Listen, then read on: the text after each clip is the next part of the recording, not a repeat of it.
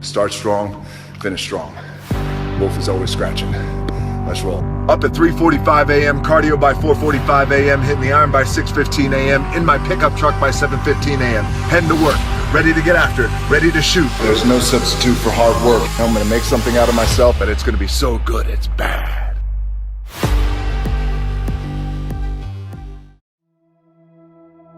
Instead of telling you what I think you should be doing, or how you could be better, or I thought, well, let me just speak from the heart, speak from my gut, and really not have anything prepared, but just tell you what's worked for me. And maybe some of the stuff that's worked for me might work for you now, currently, presently, as you guys have your goals and ambitions, but then further on down the line, as you guys continue to live your life. This idea and this notion that you could be anything you want, and you can accomplish anything you want, right? We hear that. You've heard that from the time you were little boys. You hear that now. You're already incredibly accomplished. You guys know that. The thing that has worked for me is to remember the hard times. So, and I'm sure you guys all have your processes. And again, I'm going to tell you what's worked for me.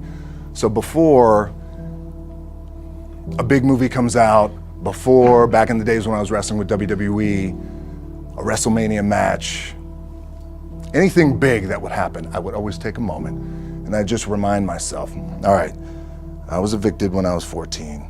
We were kicked off the island. We couldn't live in Hawaii. Had no place to live. A lot of shit happened then when I moved to Nashville. I was arrested multiple times by the time I was 16 years old. I would remember that, and it allows me then to be present in the moment and understand, holy, the stuff I have around me right now, this is the shit that I dreamed of when I was a kid. I am here. I played for University of Miami, played for great teams. Warren Sapp, Ray Lewis, they were my teammates. They were balling. Warren Sapp was playing tight end that time. I was starting defensive tackle. Yeah, they moved him over to D-line. And he looked at me, he's like, yo, dude, I'm gonna take your spot. And I said, you ain't taking my spot. He said, I'm gonna take your spot. I said, no, you ain't. We battled, and he took my spot. Now you can imagine how that with me, because there goes my opportunity. He went in, switched to defensive tackle, lit the world on fire. Well, what that did, it crushed me, it crushed my dreams. I had a piss poor senior year, zero production, no NFL, no combine invite, nothing. Finally went to the CFL, Calgary Stampeders, making $250 a week Canadian. Now I had to send that home to my wife at that time. Had no money. So I remember that. When I got cut from Canada, my dad in his pickup truck came down 4 o'clock in the morning, picked me up in Miami from Tampa. We lived in a little apartment in Tampa. He drove down in his little pickup truck to Miami to get me when I was cut from the CFL. And I thought, well, I leave home like you guys left home. I'm ready to tackle the world, to get after it, achieve my dreams and goals. Crushed by 22, 23 years old. Now I gotta move back in with my mom and dad. I played on great teams though. Wait a second, this is not supposed to be my future. I'm supposed to be in the NFL right now. I'm supposed to be making a lot of coin and buying my parents buying me taking care of my wife, but it never happened. So I pulled out my wallet, I thought, well, let me see how much money I have. I opened it up, I had a 5, a 1, and change. Well, at least I rounded up to $7. But I thought, God, ain't this a bitch? I got $7 in my pocket. Where the f do I go now? What do I do? I can't go back to CFL. The point comes where you hear that voice, the big run's over. Like, you're done, right? So I heard that voice. So as Coach was saying, man, I hold on to that. I'm telling you, I keep, my back is up against this mother. We laugh, we joke, we have a good time, but my back is still up against this mother. I do not forget it. What this also helps me do, and again, it works for me, is at some point, you gotta be tired of not being number one.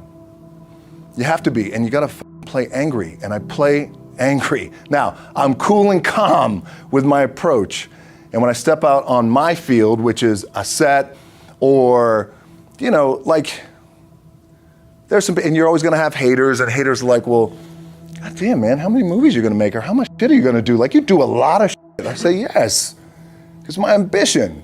Of course, why not? I could do it. Yeah, I love what I do. And not only that, but in what world do we not work every day? my back is up against this thing, you know, and I started to play angry, by the way, and I still play angry. My last match, Brock Lesnar, transitioned, and I realized if I had to be great at something, I wanted to be great in this world of Hollywood and movie making and producing and entertainment, I had to commit, and like you guys have to commit. Obviously, you commit to something, commit to the goal. So I quietly retired. 2 years later, I thought, what did I do with my career? Because my movies were not doing well. I was written off. It was around 2006, 2007. I was like, I pulled a Jim Brown. I left when I was on top, like number one in the wrestling business, and I left. It was a ballsy, gutsy, some call it stupid move, but I had to commit and I had to follow what was in my gut. What helps me is to keep the hard times in the front of my mind, because it allows me to go into these big moments that I've worked my ass off and you guys have worked your ass off. It allows me to go into these big moments with a different perspective. What it also does for me, and again, this is what works for me. Like, my back is up against this mother. Every day, it's against this wall. But it's up against this mother because it's what I believe in. And when my back is against this mother, then there's nowhere to go but that way.